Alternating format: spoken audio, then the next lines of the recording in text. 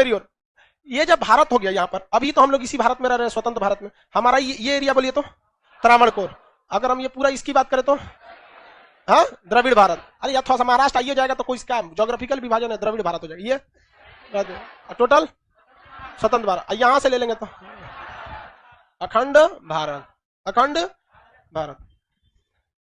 ये पर्वत बोलिए तो हिमालय। कौन सा पर्वत है? हिमालय। मध्य प्रदेश में विंध्याचल। यूपी की 2 प्रमुख नदियां गंगा और यमुना, गंगा और यमुना। ये भारत बोलिए तो द्रविड़ भारत, द्रविड़ भारत। ये राज्य बोलिए तो महाराष्ट्र, ये राज्य गुजरात। ये पाकिस्तान का ये राज्य कौन सा होगा? सिंध।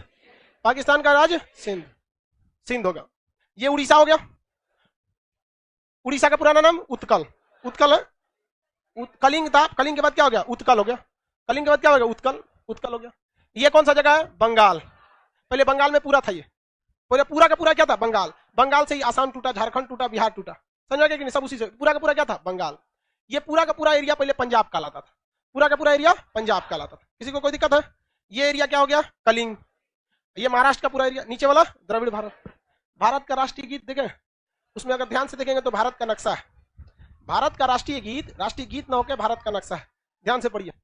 पंजाब, सिंध, गुजरात, मराठा, द्राविड़, उत्कल, बंगा, विंध्य, हिमाचल, यमुना, गंगा। खत्म भारत। कोई ध्यान देता है इस सब पे?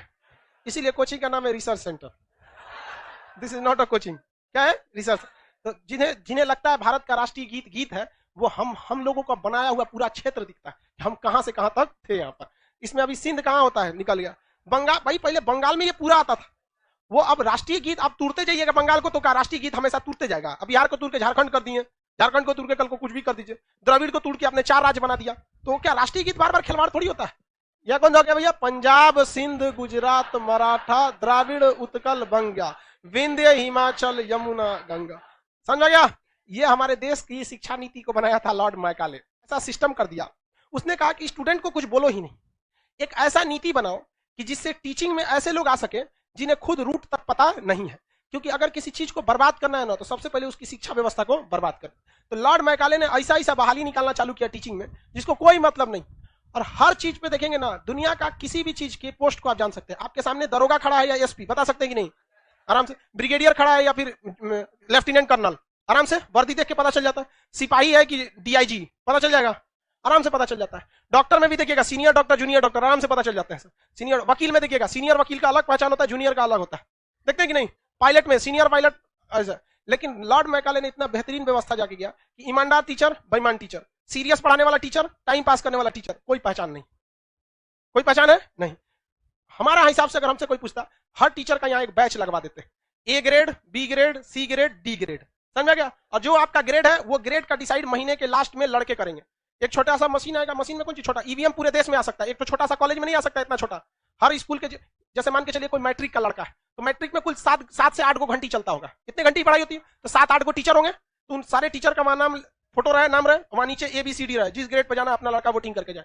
अगले दिन 1 तारीख को मास्टर साहब आएंगे, वो हमारा डी ग्रेड दे दिया, चिपका दो यहाँ पे, काम खत्म हो गया। समझ में गया?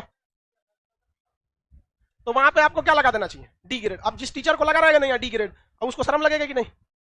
और हर जिस तरह गाड़ियों पे नंबर प्लेट जरूरी है, उस तरह टीचर का नंबर प्लेट रहना चाहिए, किस ग्रेड के हैं आप। बच्चों के साथ खिलवाड़ बचा के रख दिया है लोगों ने। अजीब हाल है यहाँ पे। बहुत बड़ी रिस्पॉन्सिबिलिटी होती है टीचर के ऊपर। ये इतना बड़ा क्लासरूम इस बात का चीख चीख के गवाही देता है कि मैट्रिक और इंटर में आपके टीचरों ने आपके साथ बेईमानी, दगाबाजी किया है, वरना यहां बैठने की कोई जरूरत नहीं थी। ये आपके टीचरों ने आपके साथ बेईमानी किया, वरना हम लोग पढ़ाते क्या है जो पहले से पढ़ना चाहिए आपको। इंटर तक तो पढ़ के ही आए हैं। ईमानदारी से आप इंटर और ग्रेजुएशन फर्स्ट ईयर कर लिए ना, तो आपको हमको कोई जरूरत नहीं पड़ेगी यहां तक। तो ये इस बात का सबूत है कि भारत में कितने बर्बाद किया गया है, इतना मतलब रद्द कर दिया इन लोगों ने। तो इस चीज को सुधारना चाहिए, जिसको बर्बाद करके किसने किया है? Lord Macaulay.